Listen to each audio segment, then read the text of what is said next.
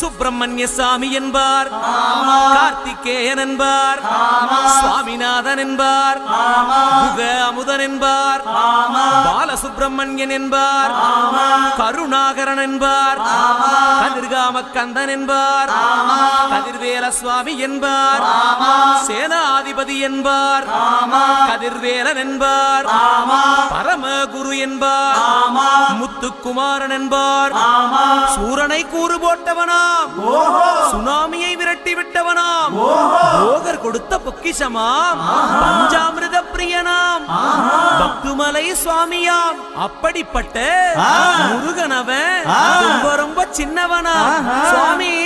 சின்ன சின்ன முருகைய